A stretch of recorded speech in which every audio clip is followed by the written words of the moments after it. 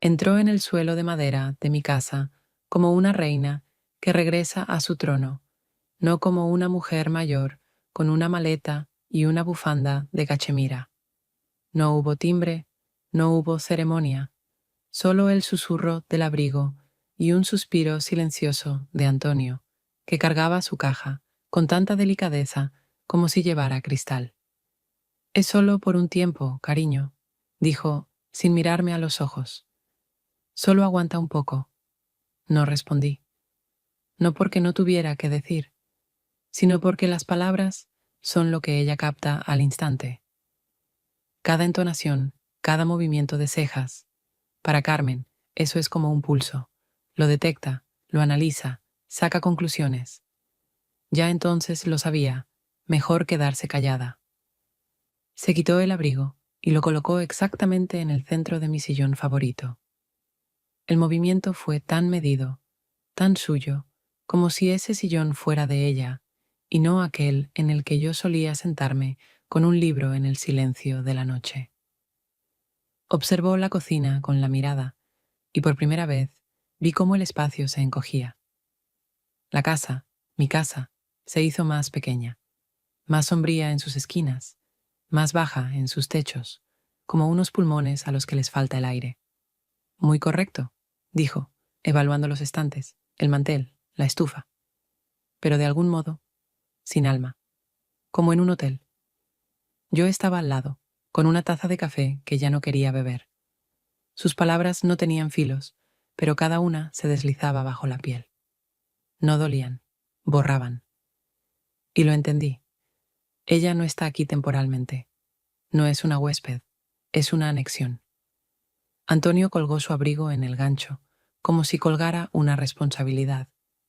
Me sonrió, con esa sonrisa que uno usa para calmar a niños ajenos en el patio. Está un poco alterada por el vuelo. Dale 1 o 2 días. Quise decir, ¿y cuántos días me das a mí?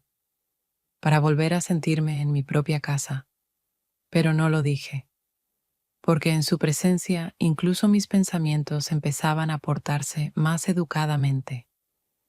Mientras ella acomodaba sus medicamentos en mi estante del baño, apareció la sensación de que alguien acababa de irrumpir en mi cerebro, como si se sentara frente a mi piano y empezara a tocar con otro ritmo. Y la casa callaba. Y ese silencio era más fuerte que cualquier grito.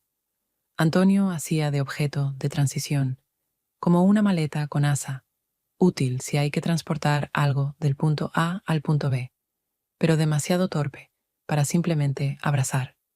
Vivía entre nosotras, no con nosotras, entre Carmen, que cada mañana me ofrecía mandarinas de Argentina, porque aquí no son iguales, y yo, la mujer que cada mañana contaba hasta 10 antes de abrir los ojos para no oír su voz primero, entre un pasado que olía a vainilla y un presente que ya se agrietaba, aunque aún no lo admitiéramos en voz alta. Es tu madre, lo entiendo, le dije una vez, pero ¿por qué siento que la que tiene que desaparecer soy yo? Él suspiró, como si fuera a responder con la verdad, pero la reemplazó por algo más seguro. Ella es mayor, no va a cambiar, y tú eres fuerte, lo vas a superar. Fuerte. Esa palabra me agotaba. Me la lanzaban como llaves de un apartamento. Práctica, porque así no tenían que preguntar si era feliz, si estaba aguantando. Fuerte. Significa que no necesitas protección. Fuerte. Significa que no vas a caer. Pero, ¿quién dijo que yo no quería caer? Miraba cómo Carmen colocaba las cortinas del salón. Sustituyó las que yo había elegido hace un año por algo más ligero, que respire, porque ella cuida, ella quiere lo mejor. Antonio estaba en la cocina, rallando ajo para la focaccia. Decía que horneaba pan para unir con aromas, pero ese no era el olor del hogar, era una máscara. Sus dedos tocaban la masa como los míos mis propias heridas. Con cuidado, pero sin fe en que sanen. Todos estamos un poco tensos ahora. soltó, cuando yo, en silencio, quitaba sus nuevas servilletas de la mesa del comedor. Quise gritar, esto no es todos, esto soy yo, aplastada entre su conciencia y su voz. Yo, como una sombra que cada mañana se borra con el polvo. Cuanto más Carmen ocupaba la casa, menos quedaba de mí en ella. Antonio no lo veía.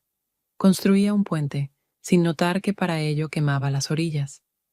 Después apareció Mateo. No de repente, fue planeado. No por él. Carmen lo llamó ella misma. Estaba en el balcón, con un suéter cálido, y hablaba con alguien durante mucho rato, en voz baja, con ese tono que podía sonar como una súplica o como una instrucción. Luego, un silencio extraño en la casa, y solo una frase lanzada entre frases. Mateo vendrá. Quiere ver cómo vivimos aquí. Antonio entonces dejó lentamente el tenedor sobre la mesa, como un instrumento que ya no servía. Sabía que no estaba entusiasmado, pero no se opondría, porque Mateo es su hijo, del primer matrimonio, aquel del que siempre hablábamos de pasada, como si mencionáramos a alguien lejano, de otra película. Tiene 20 años. Nos habíamos visto un par de veces, brevemente, formalmente, en momentos en los que todos fingían que no pasaba nada importante. Llegó al día siguiente por la tarde, sin dramatismo. Simplemente abrió la puerta, como si supiera que nunca se cerraba. Llevaba una mochila, la misma de hace 2 años. Su rostro un poco más adulto, un poco más cansado, pero los ojos los mismos, calmos, atentos. Dijeron que aquí hay densidad emocional. Pensé que debía comprobarlo. Su voz era tranquila, sin aires, sin intento de romper el hielo. No invadía el espacio, pero tampoco se amoldaba. Simplemente estaba, mi hijastro, al que apenas conocía, pero que me miraba como si entendiera más de lo que debía. Con su padre apenas hablaba. Se saludaban, intercambiaban un par de frases tipo ¿todo bien? Sí, y se callaban enseguida. No por rencor. No los separaba una sola cosa, sino años de decepción callada, no expresada. Antonio había estado demasiado tiempo en su cómoda distancia, y Mateo había aprendido demasiado pronto a no esperar. Yo secaba los platos. Un plato resbaló y unas gotas de agua cayeron al suelo. Hace tiempo que no vienes, le dije. Han cambiado muchas cosas. ¿Crees que los cambios son algo que se ve desde la puerta?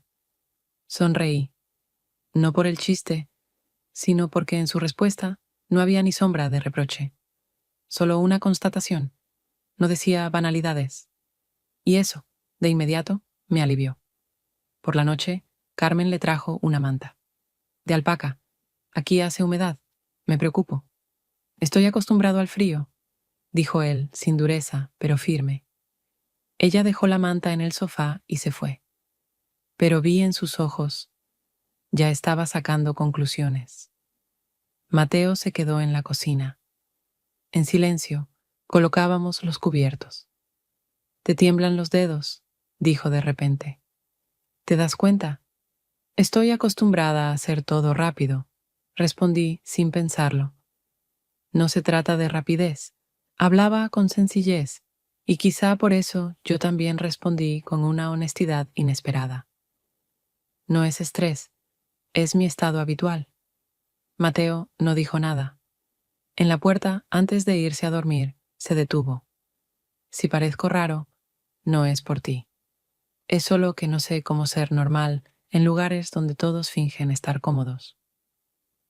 Aquí nadie es normal desde hace tiempo. Estás entre los tuyos, respondí. Su breve sonrisa no fue de gratitud, sino de reconocimiento, y en eso había más calidez que en cualquier manta de alpaca. Cuando se fue, me quedé un largo rato junto a la mesa. Y por primera vez en semanas no quería huir de casa. Al contrario, quería quedarme. pero ya no solo como la esposa del padre de Mateo, como alguien que alguien realmente vio. Carmen tenía un talento: hacer todo como si estuviera salvando el mundo. Pero la mayoría de las veces era mi espacio, mis cosas, mi cuerpo lo que necesitaba corrección. Este suéter es para ti. Tan suave, y hace que los hombros se vean más femeninos, dijo por la mañana, dejándolo en mi cama. Era beige, con brillo, como sacado de un catálogo para mujeres que aman la palabra sofisticado. A mí no me gustaba, pero no dije nada. Solo lo dejé de nuevo encima del libro, que anoche no terminé de leer, porque no tenía fuerzas. Y otra cosa, las toallas del baño son sintéticas. Te voy a traer unas de verdad desde Argentina. Suaves, con buena absorción. No gritaba, no controlaba de frente. Su forma de mandar era callada, abrasadora, y por eso más insoportable. Su cuidado era como un suéter apretado. Parece que te abriga, pero te deja sin aire. Cada uno de sus gestos tenía forma de bondad, pero dentro tenía un sabor metálico. Era como si todo el tiempo evaluara si yo era adecuada, si era digna de su hijo. Yo lo veía, incluso cuando no decía nada. Especialmente entonces, aquel día en que limpió por primera vez los estantes de la cocina, yo estaba al lado, mirando cómo tiraba mis especias. Todo esto está vencido, dijo. No son especias, es una mezcla que hice yo misma. ¿De verdad? Bueno, entonces la próxima vez haces otra nueva, ya que aprendiste. Antonio justo volvía del supermercado. Escuchó un trozo de la conversación, pero solo se rió, dijo algo sobre mujeres en la cocina y fue a poner el pan en la panera. Su risa no alivió. Al contrario, hizo todo más pequeño, como en una opereta barata donde los actores actúan por costumbre. Por la noche me senté en el balcón. Mateo salió por agua, se detuvo, se apoyó en la puerta. ¿Siempre es así aquí?, preguntó. Number y sí. Se sentó a mi lado. No pidió permiso. No metió palabras en el silencio. Solo se quedó. Y en ese silencio pude respirar un poco más fácil. A veces pienso, dijo mirando hacia los árboles, que su amor es como la medicina de la vieja escuela. Quizá funciona, pero después de ella solo quieres que alguien te diga, veo que estás cansada. Nadie me lo ha dicho nunca. Te lo digo yo. No sabía si era compasión o algo más, pero sabía con certeza, no era un juego. Mateo no jugaba a nada. Su ayuda llegaba antes que yo misma. Y eso era lo más aterrador. No la lucha, sino la lenta, amable sustitución. Si gritara, yo podría gritarle. Pero ella te acaricia el hombro, y ya no decides tú hacia dónde vas. Con Mateo no nos acercábamos, nos encontrábamos, como dos personas que caminan hacia sus propios dolores, pero descubren de pronto que el camino es el mismo. Ese día preparaba té, no porque tuviera ganas, solo porque había silencio, y necesitaba hacer algo con las manos.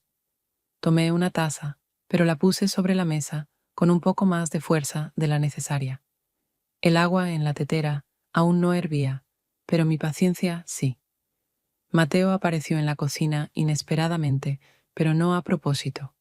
Simplemente pasaba, en calcetines, con el teléfono en la mano, y se detuvo al ver cómo me untaba las manos con crema de forma demasiado enérgica. ¿Siempre eres así? Me sorprendí, no por la pregunta, por el tono. En él no había juicio, ni lástima, ni curiosidad. Solo un hecho, nombrado como el clima. Así como, te mueves como si algo te empujara todo el tiempo desde atrás. Es costumbre. Number es un modo de sobrevivir. No respondí de inmediato. Me quedé ahí, frotando las palmas que ya no absorbían nada. La crema no se integraba, dejaba una película. Tienes los hombros tensos todo el tiempo. Vives como si estuvieras en peligro. dijo él. No es peligro, es mi casa. No comentó nada más, pero su mirada era más precisa que cualquier frase, como si leyera cosas que ni yo me atrevía a decirme, sin romanticismo, sin juego, solo presencia. Y eso, por alguna razón, era más que cualquier ternura. Guardamos silencio. Di un par de sorbos. El té estaba demasiado caliente. Pero no dejé la taza. No quería interrumpir ese momento en el que yo no estaba sola. Mi padre a veces desaparecía, incluso cuando estaba sentado al lado, dijo en voz baja. ¿Tú también lo notaste? No soporta el conflicto. No es débil. Solo no sabe estar en lo difícil. ¿Y tú?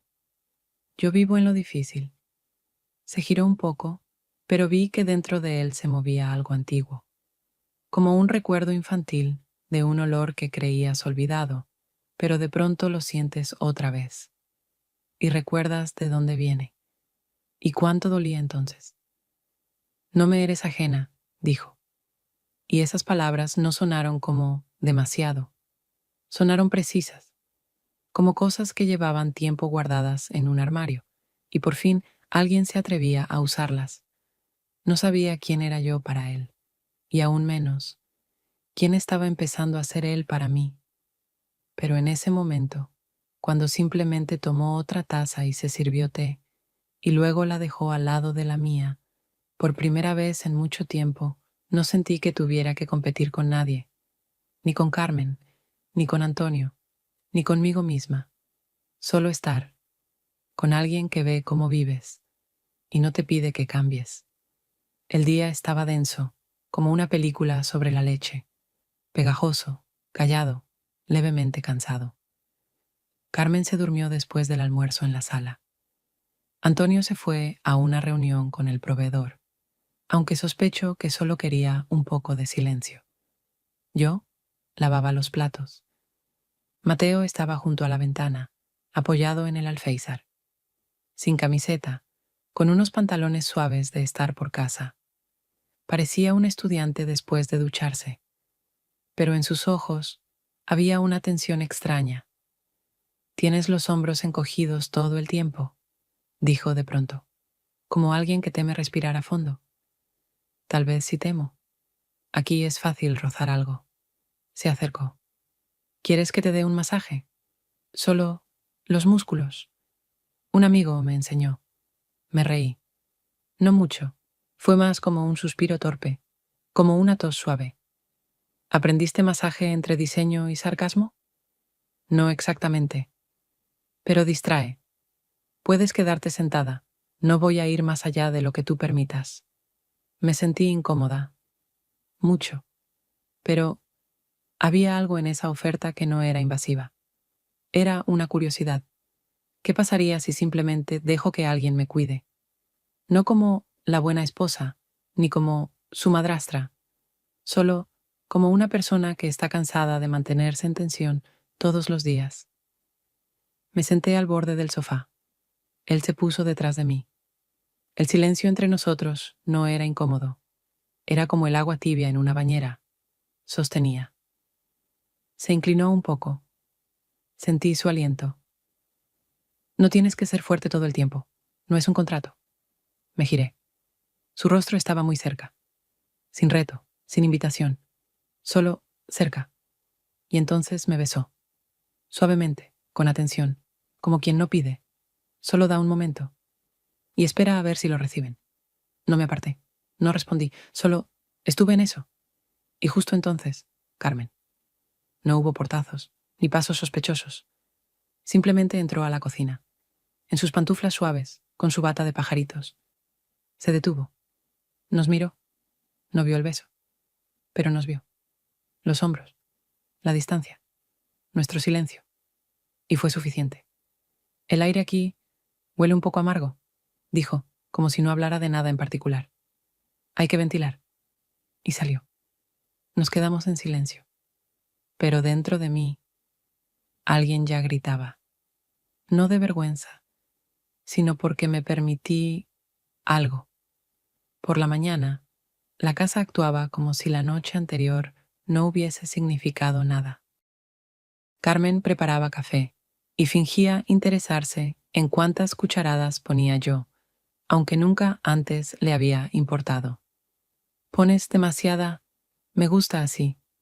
No quería explicar, porque no se trataba de eso, pero ella miraba más tiempo del necesario, con ese tono suave que se usa cuando se sospecha algo, pero aún no se está lista para decirlo. Antonio cantaba, fuerte, algo desafinado, pero con sinceridad, como siempre que algo andaba mal.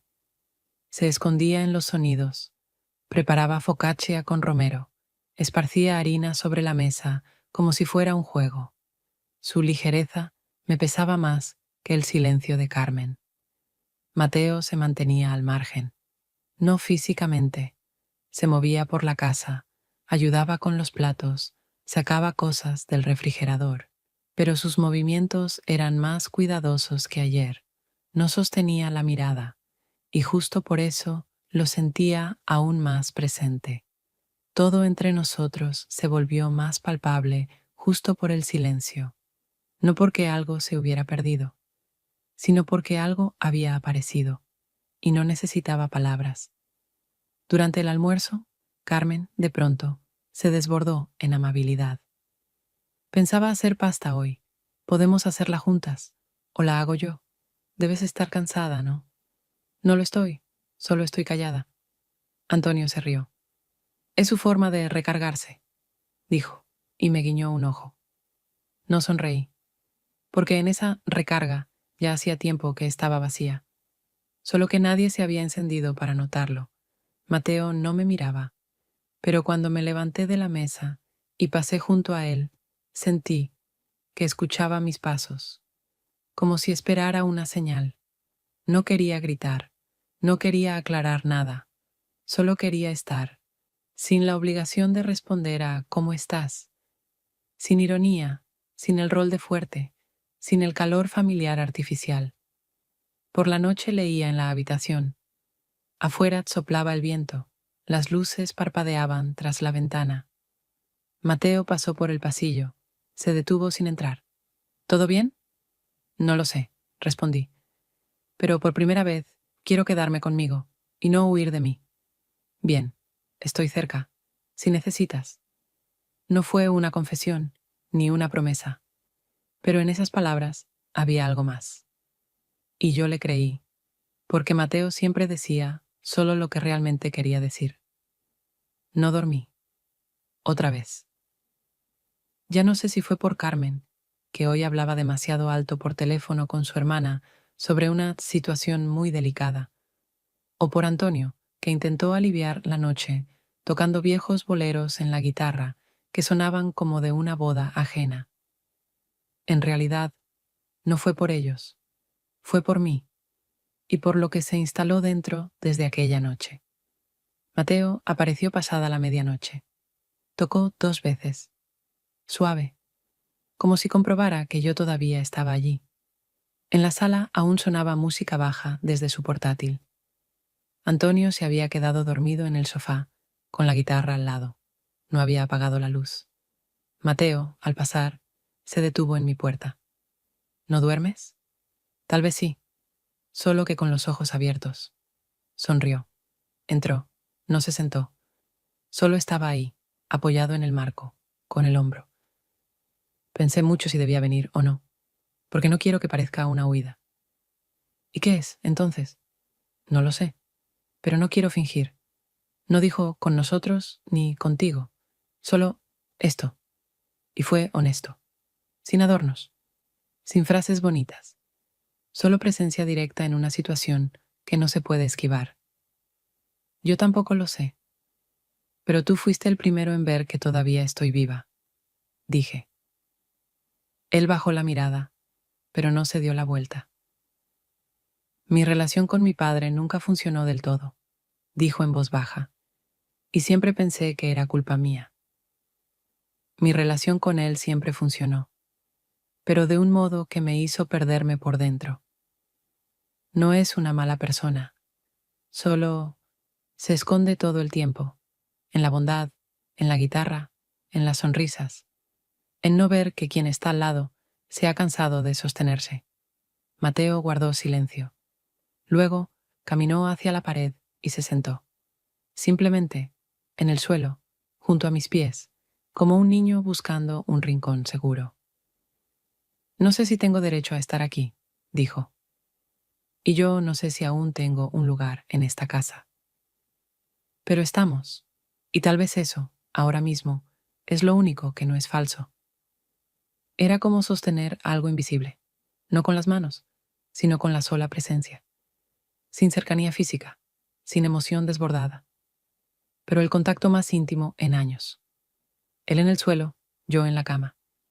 Y esa asimetría se sentía como lo único correcto, sin simetría, sin plan, sin qué viene después. Solo la noche y dos personas que ya no necesitan fingir que todo está bien. Carmen no era amiga de los conflictos abiertos. No gritaba, no acusaba, no preguntaba de frente.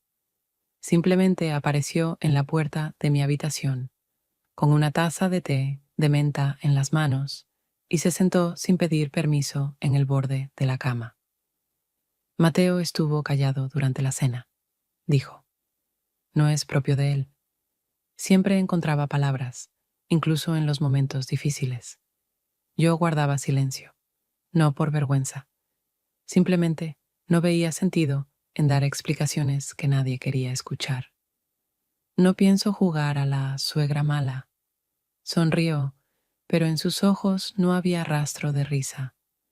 Hace mucho que soy lo bastante adulta como para notar cuando el aire en una habitación cambia. En el aire no hay nada nuevo, respondí. Tal vez solo todos empezaron a respirar como realmente son, y no como les resulta cómodo a los demás. Ella dejó la taza sobre la mesita de noche, con lentitud, como si soltara algo importante. Mi hijo es blando, dijo. Demasiado. Se parece a su padre. Finge que todo se resolverá por sí solo. Y tú eres de las que no dejan las cosas tranquilas. Incluso si nada ha pasado aún, ya empiezas a sacudir. Y al final, todo se rompe. Puede ser, asentí.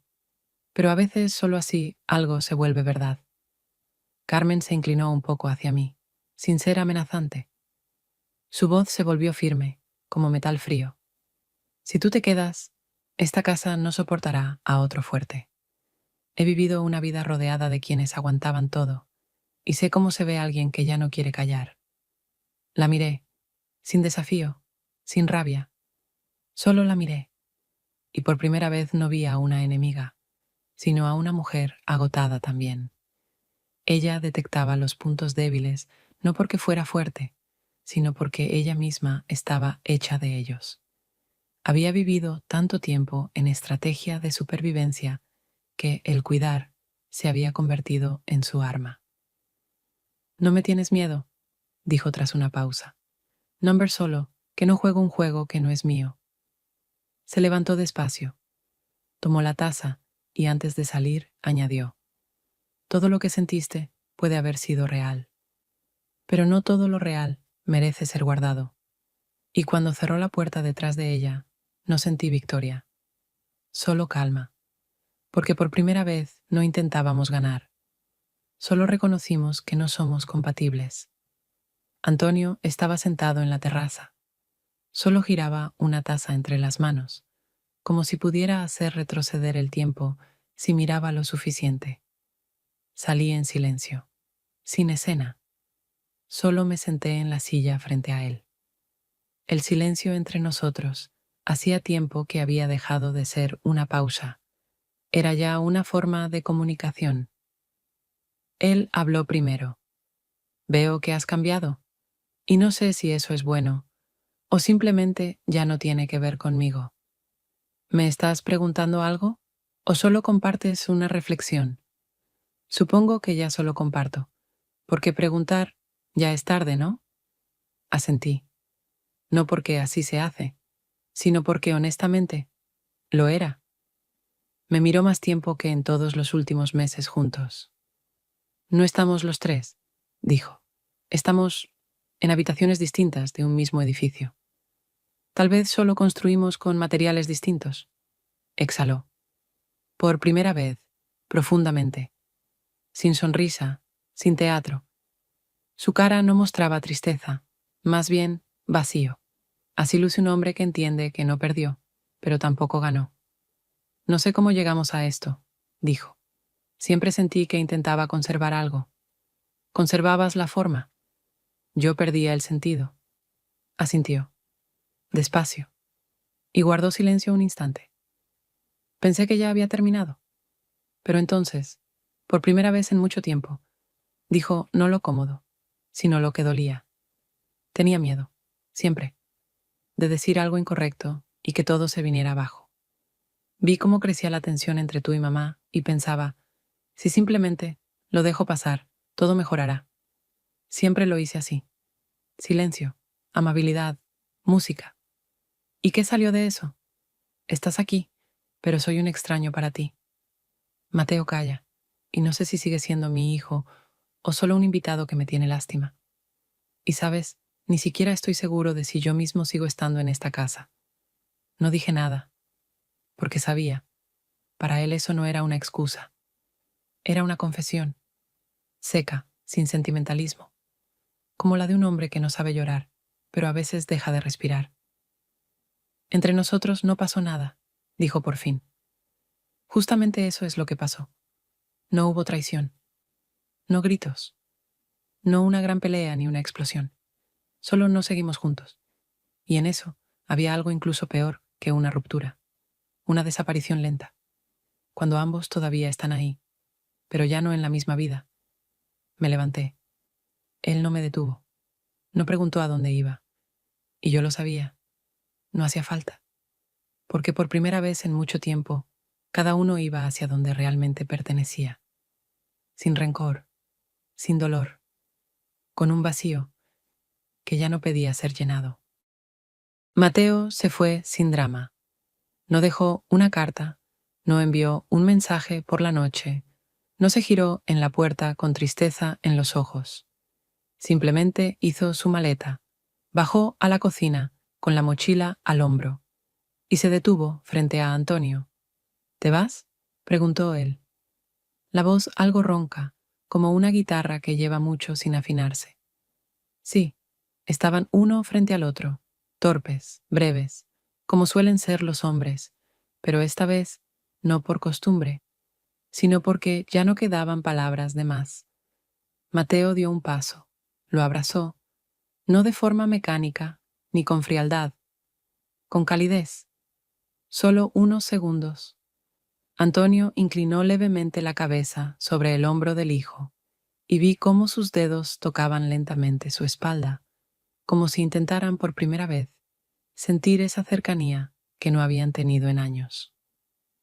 Nunca supe cómo ser padre, dijo Antonio en voz baja, casi sin sonido. Creía que si no rompía nada, entonces no hacía daño. Pero, al parecer, no es así. Mateo no respondió de inmediato, pero no se apartó. Lo miró como se mira a alguien que por fin se ha quitado la máscara, aunque sea demasiado tarde. Eso también es algo, dijo. Solo recuerda, el silencio también es una acción, y a veces duele más que el grito. Antonio asintió apenas, y con eso fue suficiente. Mateo se volvió hacia mí. Lo sabrás cuando empiece a hacerse más liviano, no cuando todo termine, sino cuando te den ganas de hacer algo, solo porque sí. Asentí, por primera vez, no como forma de acuerdo, sino con fe. Carmen recogió sus cosas en silencio. Lo empacó todo con cuidado, sus medicinas en un neceser aparte, las toallas en una bolsa con aromatizante, los libros en orden alfabético. Antes de salir, se acercó a mí como si quisiera decir algo más, pero no dijo nada. Solo acarició mi muñeca con 2 dedos y se fue. Antonio se quedó. Caminaba por la casa de forma diferente, no buscando refugio en medio de la tormenta, como antes, sino simplemente presente. No presionaba, no pedía explicaciones, cantaba menos, Preparaba café más para él que para otros. Yo no me fui. No hice maleta. No cambié de ciudad. No busqué una nueva versión de mí misma. Me quedé, pero por primera vez, no por una razón, sino simplemente porque podía. En un estante de la cocina encontré una taza que Carmen una vez llamó infantil. Tenía un dibujo torcido de un limón y una pequeña grieta por dentro. La puse en el lugar más visible. Encendí música. No para crear ambiente, no para tapar el silencio, sino porque hacía mucho que no me escuchaba cuando bailaba. Me quité las pantuflas. El frío de la baldosa bajo mis pies era real, no un símbolo, no una metáfora, solo un hecho, como también lo era que me sentía bien en ese momento. No sabía qué vendría después, y no buscaba respuestas. Bailaba descalza en la cocina, sin testigos, sin miedo, sin permiso, y esta vez, por primera vez, no para distraerme, sino porque estaba viva. Pasaron varias semanas. Nadie llamó, nadie escribió, ni Mateo, ni Carmen, ni Antonio, aunque él seguía en la casa, pero ya en otro piso, en una habitación aparte. Casi no nos cruzábamos, solo por casualidad, cerca del hervidor, o cuando la manija de la puerta principal se trababa, como siempre. Esos encuentros eran breves, ni hostiles, ni incómodos, simplemente vacíos, como encontrarse con un vecino al que ya no esperas, pero aún recuerdas que alguna vez tomaron café en el mismo balcón. No llenaba el espacio, no reemplazaba a nadie, no buscaba un nuevo rol, solo me acostumbraba a mí misma, sin necesidad de ser conveniente, interesante, funcional. La vida se volvió discreta, y en eso radicaba su nuevo valor. Por las mañanas salía al balcón con mi café, sin maquillaje, sin planes, con la manta sobre los hombros. A veces me quedaba allí una hora, simplemente mirando cómo la vecina del segundo piso alimentaba a su gato. Y eso estaba bien. Una vida normal, plena, en la que nadie revisa si estás bien. La última vez que me vi en el espejo, me quedé observando las arrugas bajo los ojos. No quise alisarlas, no pensé en la edad. Solo me miré, y por primera vez no busqué qué debía cambiarse. En la habitación donde dormía Mateo todavía estaba su taza. La había dejado en el alféizar. No la quité, no por nostalgia, solo ya era parte del lugar, igual que él, parte de mi experiencia. No como algo prohibido, no como culpa, sino como una verdad que no necesita justificarse. Una noche abrí la ventana. Hacía frío, pero no la cerré. Y ahí, creo, estaba todo. Finalmente, respirar no porque se puede, sino porque se quiere. El mundo no cambió, pero yo ya no estaba en él para alguien más. Estaba para mí. Y eso no era un final. Era un nuevo silencio, sin vacío, sin miedo, simplemente mío.